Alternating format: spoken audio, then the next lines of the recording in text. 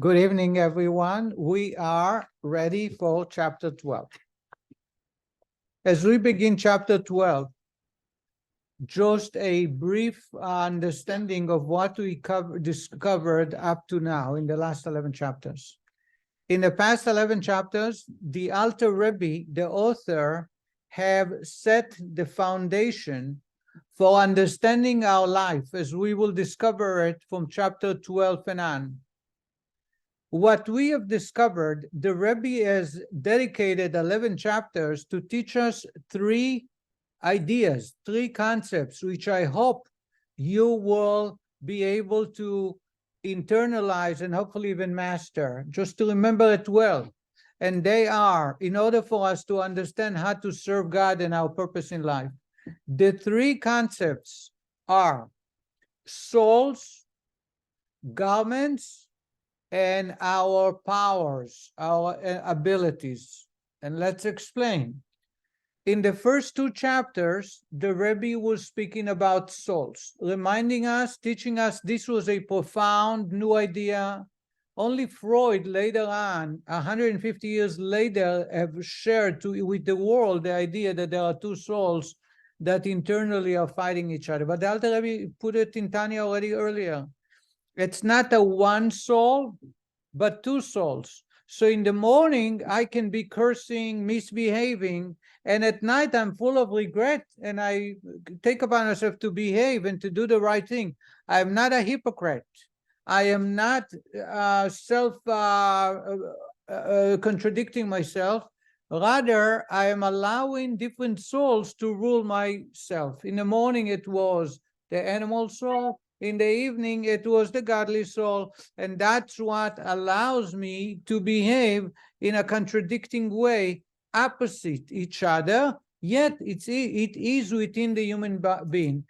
So if someone goes to McDonald's to have a breakfast and he eats non-kosher McBurger, and then he comes to synagogue to pray, they have fulfilled the mitzvah regardless of what they have done a minute earlier, simply because on one hand, the animal soul operates, and on the other is the godly soul. And whenever the godly soul operates, he is serving God. And therefore, especially Hasidim, based on Tanya, we concentrate on the positivity because it encourages the person to allow the godly soul to rule much longer during the day and night and the life of the person. This is the first idea. Second idea, we spoke about garments. The garments are a metaphor to three powers that we all are blessed with, and they are thought, intelligent, speech, the ability to speak, and action, to do. Why are we calling it garments? Because it's very easy to take it off and change and take it on. This would be a key in understanding the Beinoni, the next chapter when we are about to discover. And I think I need you to understand, Kabbalah, everything is very, very meticulous and has many dimensions. We call it garments because it's very easy to take it off. I am going to go and play golf so I can wear shorts. I'm sorry, I went golfing with somebody and I wore a shirt that was outside my pants. And a man came to me and he says, you cannot do this here. Here, your shirts must be tucked. This was the first time I didn't know if it's for real. I had to pinch myself to make sure that you play golf. And when you play golf, you have to be following a dress code. Now, when you go swimming, you wear a bathing suit. When you go to a wedding, you wear a jacket. You change your garments. The way we think, what we think, the way we speak, what we say or not, or the way we act is all interchanging, and you can choose to be involved. You can choose to change. This is the second idea, the garments. I believe the Rabbi was speaking about three chapters, third, fourth, and fifth. The rest of the chapters is about the power of the human, and we have discovered 10 powers, beginning with intelligence, Chokhmah Bin Adat, then with 7 attributes that exist within the heart, and they are emotional behaviors, kind, strict, victory, being able to join with others and assist and connect and humble ourselves, or being victorious, being a competitive. These are all traits that are called powers. Why are they called powers? Because it's very hard to change them. And I'm going to repeat, in contrast to garments, powers are hard to change. If I have a desire to smoke, to eat chocolate, it's going to be hard to change. It's easy for me to refrain from action.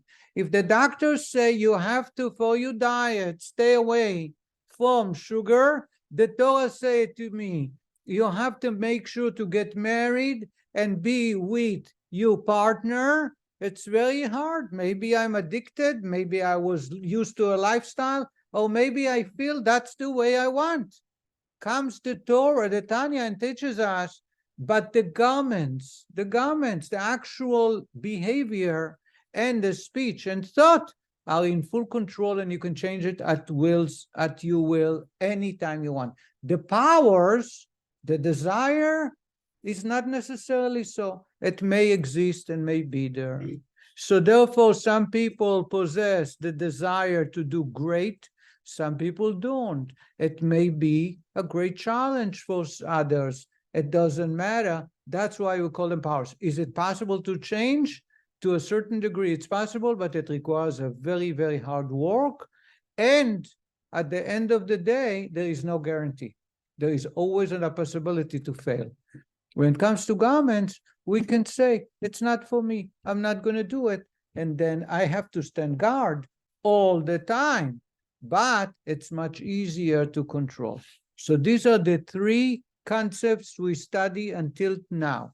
Again, this is so important and it's so powerful. We discovered that there is more than one soul. There are two, they are fighting each other. We have discovered that we possess three garments in which the soul, through which the souls are expressing themselves. We have discovered that each one of us possesses 10 powers. Those 10 powers are given to a person without being asked, without being consulted with. Some of us are blessed with great power, some of us are not. And it's very hard to change.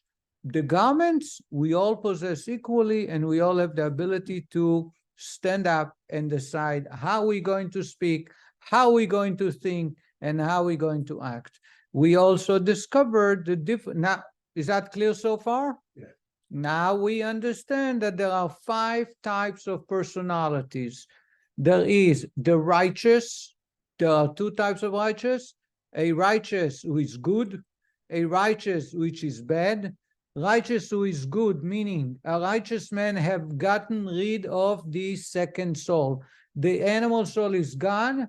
It has no desire. It never has to be challenged to be good in speech and action and thought. Then you have a tzaddik, a righteous, who has a little negativity. He had put it to sleep. It still exists. He froze it. If it's frozen, it cannot hurt.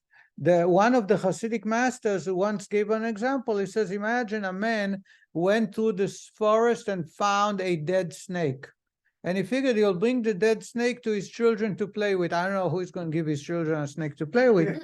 But in those days in Russia, in the cold weather, there were no toys. You couldn't buy the Hungarian cubic, whatever, Rubik's Cube.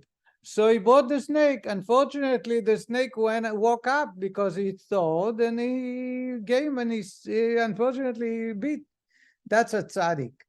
That's as bad. The tzaddik that's bad, his evil soul is frozen, totally frozen, but it's still there. It looks like it's dead, right?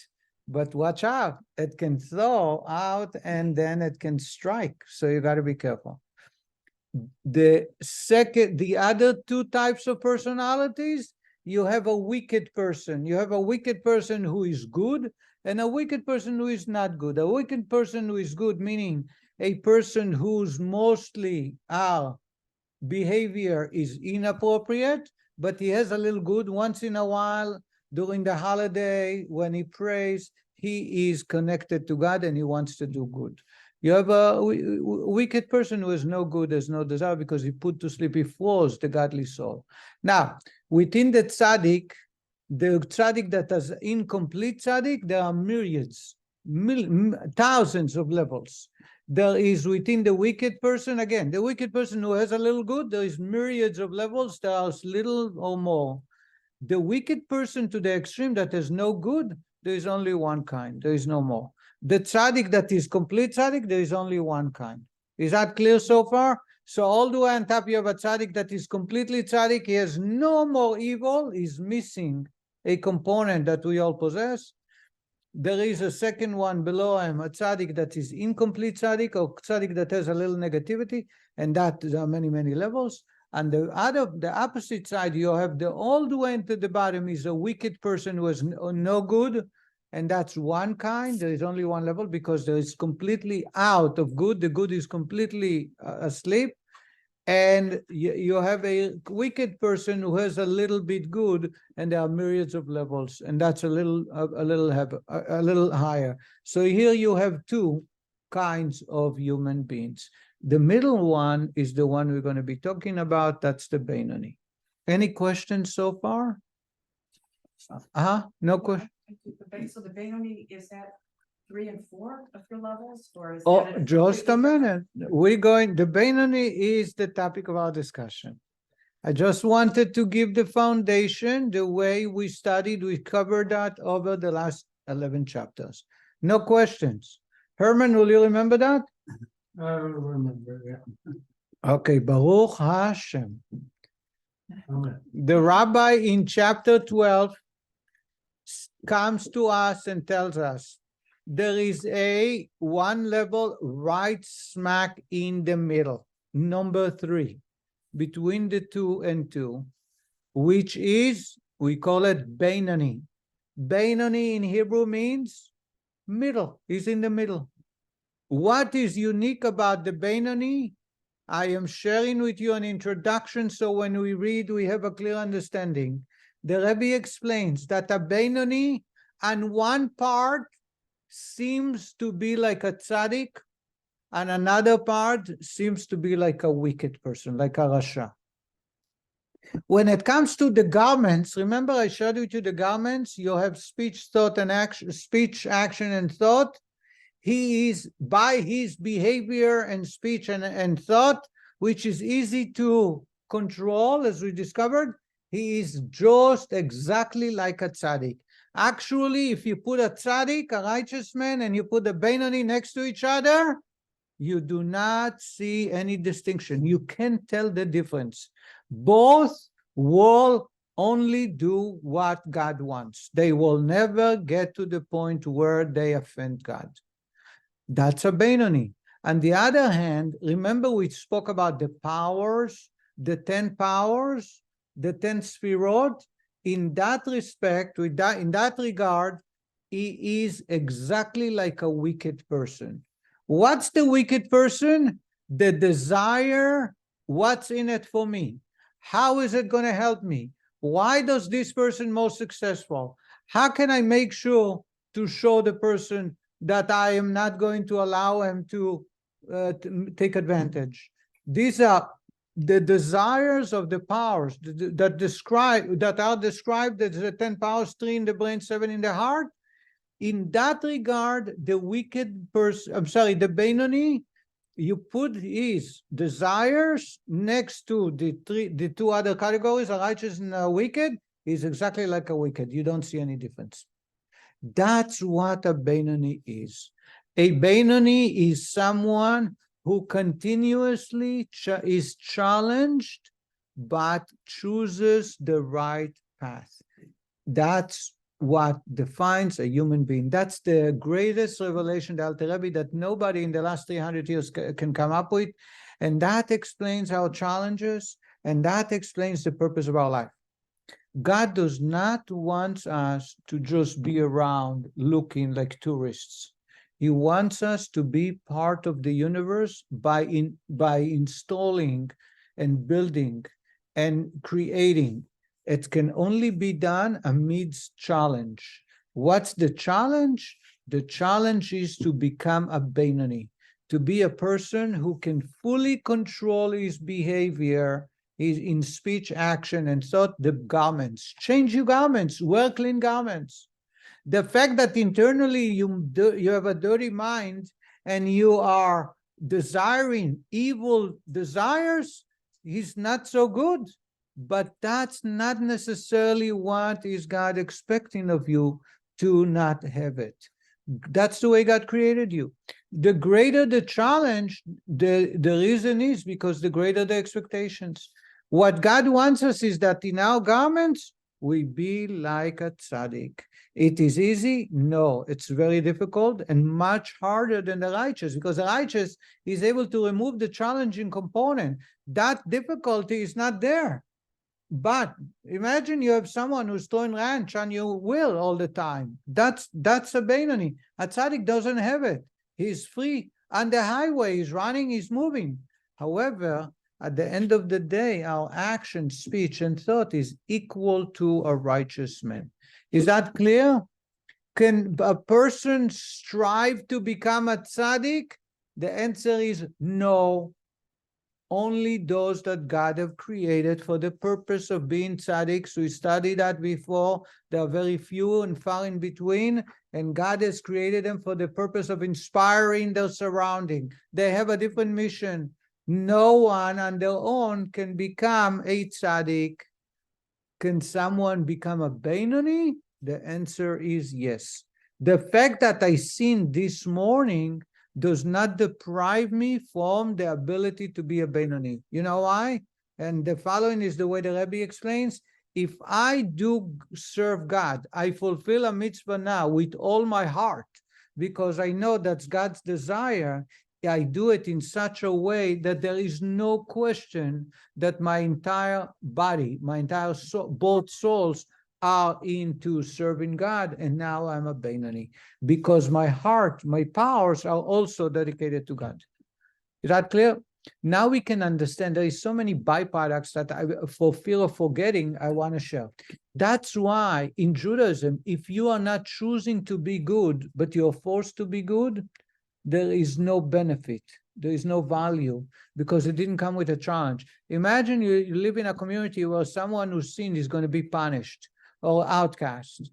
Then there is no great value in serving God. Of course, they are serving God, but the value and the reward or the pleasure that comes to God is especially from those who are being challenged. So someone was raised, just a minute, in an environment where everything is allowed, and someone who is raised in an environment where you can choose the way to serve God and the way to have a relationship to God. And then he discovers that there are boundaries and you have to follow. And it's a challenge, very difficult. Well, the greater the challenge, the greater the ability to bring God's pleasure. And that's the way that the Hasidic teaching is looking upon it. Yes, Herman? You mentioned it's an incomplete tzaddik. Right. It has variations. Many variations. How about Beinoni? Exactly the same. We will, thank you. It's a very good point. A Beinoni will have many, many variations to it. Not only that, you can have different challenges. So today, you are a Beinoni on a certain level, and tomorrow you might be a Beinoni on a different level, because you're being called to serve God in different ways. So today you go to work, and your challenge is not to yell at a customer. And if you see a customer who overpaid, to return whatever money, because it's action, it's garments. In other words, when it comes to the garments, there is no excuse. That's what the Alter Rebbe is saying. If I'm going to use a very simple example. Imagine I go to a doctor, and the doctor says, you cannot have fat. You have to lose weight. Of course, the first thing you're going to say, by the way, that's what I did. I told the doctor it's impossible. He says to me, I have some news for you. This is my doctor told me 3 weeks ago. I have some news for you.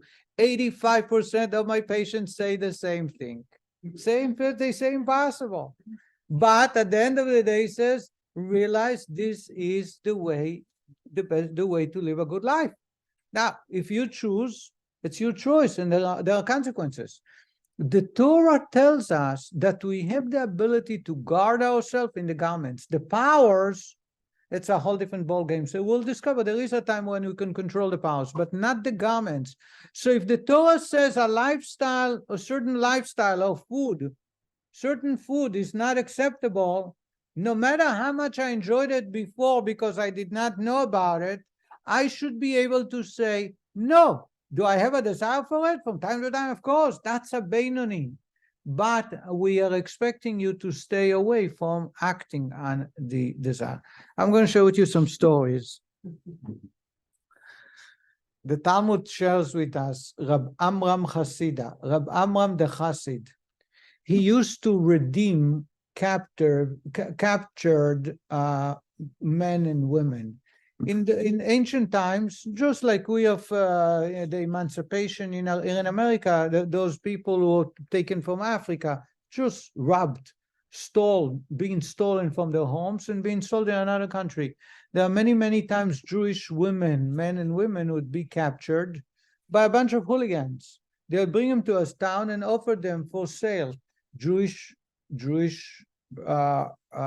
merciful, kind, compassionate people would collect funds to take them away from their captors.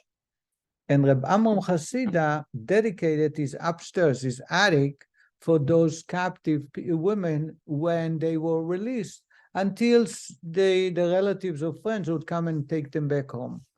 One day, so the rule was that whenever there were women upstairs in the attic, they would remove the ladder. Those days you didn't have steps.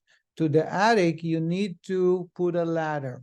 The ladder was very heavy. It wasn't easy. The Talmud described it that they needed 10 men to carry the ladder. And as soon as the women would go upstairs to sleep, to stay overnight, they would remove the ladder. Rabbi Chasida was living downstairs. One day he looked up into the chimney and he sees a girl going by, one of those captured, and his heart desired start burning and yearning very, very hard. And the Talmud says that his passion, his lust was so great that he went and grabbed that ladder that would normally take 10 men to carry, and he did it by himself. As he was climbing up the ladder to sin, in the middle, he realized that where he's going. So he started screaming, fire, fire, fire. And all the neighbors came running, because fire those days, meaning sometimes the entire village can be burned. The Alter Rebbe, by the way, there was a burning that destroyed more than half of the village. And the manuscripts that he wrote for the book of Tzaddikim, he wrote the manuscript not for Beinoni only, for Tzaddik, were all destroyed. He said later that in heavens they did not want him to publish it. But fires up to 150 years ago, there was a fire broke. It was the end of an entire village. So they came and they saw there is no fire. The Gemara says they told them, you insulted us. Biyashtanu. They told Abraham, why are you doing that to us? So I was sitting in a bathroom. The other one, she was sitting on the phone talking to her sister-in-law. And then we had to stop, drop everything. This one was feeding the baby. Drop everything, run out to try and prevent the fire from... So he said to them, I don't care to embarrass you. In this universe, in this world, I would rather do it in this world than be embarrassed on you. Oh, you be embarrassed of me in the world to come when you discovered that I'm not such a righteous man. And the Gemara, by the way, the Gemara goes on to say that a fire came out of his body, and he turned to the fire. It's the fire of passion. And he turned to the fire and he says, you were stronger than me, but I was able to put you off, and now I'm stronger than you. Once he was challenged, by the way, there was no more challenges anymore, because once he overcame the challenge. Question. So was this man a tzaddik? A tzaddik. But He is called... He wasn't born that when you were just saying he was born. So and like King David, can you become a tzaddik? Of course. So you don't have to be born. Now, Rab Amram is an example of a Beinoni. A Benoni will have the desire, full desire, like a wicked. I told you, take away the garments, but put the powers, they are equal to the Russia, to the wicked. You don't see a difference. By the way, it will address now, the Rebbe is going to answer all the questions, most of the questions he asked in the first chapter. I don't know if you remember. We're going to talk about those questions. Now, once we understand the Benoni, it addresses many questions. But before we get there, a Benoni and a wicked in their powers are equally the same. They have the same desire, they have the same passion, they have the same ideas that they want. But the garments is where he is distinct, where he is like a tzaddik. He will control his garments, which is very hard. Rav Amram Chasida is brought as an example for a Benoni, because if he had been a tzaddik, he wouldn't have that desire. King David was not a tzaddik because, at first, because he had a desire to do what's wrong. However, he prayed to God, and God had taken away the evil soul out of him, so he became a tzaddik. But before it happened, he wasn't a tzaddik. If people are being challenged in behavior, if challenged in their powers, that's not a Benoni, it's not a tzaddik, it's a Benoni or a wicked. Another question, another story. This is a little deeper. I'm sharing with you some stories that illustrate some side points that later on will all come together to understand the Benoni, because the Benoni is what we are.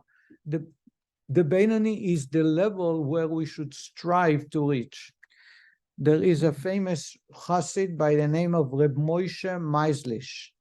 Reb Moshe was a chassid of the Alter Rebbe. And he was very fluent in the French language, not only Russia, but French. When Napoleon invaded Russia, the Tsar and Napoleon had a fight. By the way, the Alter Rebbe was chased by Napoleon, and he was able to escape last minute, and he died while running away from Napoleon. He died in a foreign place, in a village, not in his hometown. And when he ran away, the Tsar had sent guards to protect him and his entire entourage. There were more than 10 wagons, and there was a wagon of soldiers in front and the back to protect them anywhere they went. And they kept running away as Napoleon was advancing. But the Tsar felt that the Alter Rebbe helped them, and therefore, as an appreciation, he sent, even though the soldiers were needed for war, he sent a group of soldiers to protect the Alter Rebbe. So Reb Moshe, I'm just going to get to the point because I have other stories, but this is one point. Reb Moshe Meislish is fluent in French, and the Alter Rebbe wanted the Tsar to win the war. Some rabbis wanted Napoleon to win. The Alter Rebbe prayed for the Tsar to be victorious. I am not going to get into the way the rabbis were arguing between themselves, and the Alter Rebbe won, obviously. And so the Alter Rebbe wanted to support the war efforts, and he offered Reb Moshe Meislish to travel to France and be a spy for the Russian army, which he did. He was able to infiltrate the French officers, and he was able to move ahead until he came and he was one of the advisors to Napoleon. He seemingly was there to translate documents, Russian documents, to France. They needed someone who spoke French and Russia, and he knew, so he was able, but at the same time, he was able to pass information to assist. One day, Napoleon wasn't a stupid person. He was looking always for spies. And one day he suspected Reb Moshe as a spy. So he turned to him in a sudden move. You have to do it suddenly. And while placing his hand on the heart, he says, "You are a spy." Now, when you say it to a person, it means that if it's true, they're going to be shot to death on the spot. And the reason he placed the hand on the heart is to check to see is the heart racing or not. If the heart races, the person is scared and he's a spy. And his heart did not change. And Napoleon was just held it for a while and then took off. He realized he's not a spy. He felt he's not a spy. Later on, they asked Reb Moshe, how were you able to control yourself? In other words, he had to control himself, his heartbeat. He says, it's obvious. I learned chapter 12. In the Tanya, the Alter Rebbe says, Moach shalit al halev. Brains must rule the heart. The heart is subservient, is a servant of the brains. If you live by enabling your brains to rule, and we'll discover how and all the details, then you can tell the heart, don't worry, nothing bad is happening. And that's how he was able to escape a certain death. By learning chapter 12, where the way the Beinoni is expected by the Torah perspective, from a Torah perspective, is to rule the garments by making sure that the powers are at times, sometimes are totally connected to God, other times they will be totally opposite of godly, however, they will have no say over the action. The other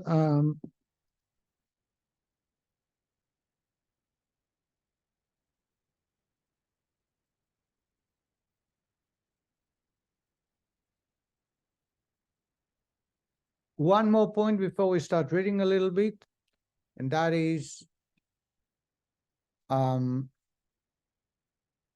this is the way Hasidic teachers explain some concepts here, as we'll discover many more. When a person has a desire to do evil, it is natural. But the difference between a Beinoni and a wicked person is, what is the second thought? Let me explain and I'll illustrate that. If I see someone that is not doing right and I want to criticize or say bad to somebody, I want to get angry and yell, I want to stay in bed, the first desire, the first thought that enters my mind is expected to be the animal soul's desire, because that's a Beinoni. He has the evil soul. But what happened after that? Do I say, hey, that's not right. This is not godly. This is not what the Torah tells us. The second thought or the second desire is where you will be able to measure whether the godly soul rules or the animal soul. If the animal soul rules, it will bring to action. If the second thought continues on, let's hurt the person, let's stay in bed, let's not do what's right, then we know the animal soul is ruling. The fact that I had the first thought that's negative, that's inappropriate, has no value in terms of who is ruling, the godly or the animal soul. It's the second thought. The natural thought for a Beinoni is always the animal soul ruling. The idea is to defeat. Here is an example. There are a few examples. One of them is, imagine you're sitting on Shabbat, you're full observing Shabbat, and you know not turning off the lights. You're not allowed to. But you study Torah and you forget about where you are, you enjoy it. Then you get up to turn off the lights and you put your hand on the switch and you're about to turn it on. Then you say, oh gosh, it's Shabbat. And you right away remove your hand from the switch because you know it's not acceptable. The first part where you went to the switch or you're about to blow the candle there is nothing not ordinary, out of the ordinary. It's expected because it's natural. That's a Beinoni. However, when you right away reminded of yourself that it's Shabbat, you know naturally you removed yourself. That's a Beinoni. The Beinoni, as soon as that thought or desire enters his brains or heart, he is able to say that's not what God wants, and therefore he stays away. So in other words, don't be let down by the fact that you do have evil desires, that you do have inappropriate thoughts, because they are natural. That's the way God created us. But at the same time, we need to be able to control and contain them and tame them. I would think, in your example, you're about to show the light, Benoni as a point. When you Benoni is a tzaddik. Right. You are right on target. As soon as he removed his hand, he became a tzaddik. You know why? Because he allowed his godly soul to rule. He's no longer Benoni. That's considered. He's a tzaddik. Because, as I said, the garments, the levushim, he is equal to the tzaddik. Right? I said, in his garments, he's like the tzaddik. In his powers, he's like a wicked. Now it's coming to action. In action, he's like a tzaddik. He will not deviate from God's commandments. So every day that we live, we have been on him up and down. Constantly. Going the whole range. Assuming we do it from within amidst full thought and contemplation. Some people do it naturally, like automatic. It's like an autopilot. How many times you turn to people and you say, did you pray in the Orthodox community? You turn to people and you say, did you pray this morning? Oh, of course, our synagogue. Did you say Tkab Shofar Godel? Did you say in the part of the Amidah? I don't remember. It was in the text. I assume I said it. How many times I wake up in the middle and says, did I say this today? Vayvorech David, Ishtavar, did I say it? I don't remember, but I know I flipped the pages. I'm 3 pages later. There is a famous rabbi, Rosh Yeshiva, Adin of a Yeshiva. One day he turned to the yeshiva boy after the Amidah prayer and says, Shalom Aleichem, welcome back. And the yeshiva boy says, what do you mean, welcome back? I'm here. He says, it looks like you've been traveling all around the globe. You're in New York, you're in England, you're in France, you're in Australia. Because doing the Amidah prayer is your mind wanders. Now, as I said, I'm not saying this is, it happens to me. When you do it by rote, when you used to, many times you stop for a moment and says, did I do it? We're not talking about did you understand what you're saying? It's just, you're not sure if you said it because you're so used to saying that. I can't tell you how many times it happens. The same is about many of God's commandments. Many of them are done just because we're used to. Benching, grace after meal, prayer, speech. I don't know. I'm not talking about other people. I'm speaking about myself. I can say that maybe even perhaps more than half the time I have no idea what I'm saying. Not because I don't know, because I don't pay attention. Because unfortunately, okay. So now I'm trying to work on myself a little bit, but the fact is, so that's not a Beinoni. A Beinoni is someone who has contemplated and he says, I want to do what's right. I want to be able to say to God, I'm here for serving you. There is one more point. There is a famous teacher who used to say, every time, by the way, this is such a powerful point. I will repeat it many times. He says, how do you know if you are acting properly or not? Because many times you can talk yourself into that you're doing a mitzvah. How do you know? He says, think every time an idea, a desire enters your brains, say, why do I want it? Do I want it because it makes me happier? Do I want it because that's how I'm going to have more stuff? Or do I want it because that's how I'm serving God? Because God wants it. If you think about what's the desire, what's the purpose behind any desire, you'll be able to distinguish between serving God or serving yourself. Serving yourself is not a Beinoni. So when I drink a coffee, why? Ask yourself, why? When I go somewhere, why? What's now? If you can answer the question honestly and say, I do it because that's what God wants for me, that's what serving God is, then what you're doing is what a Beinoni does.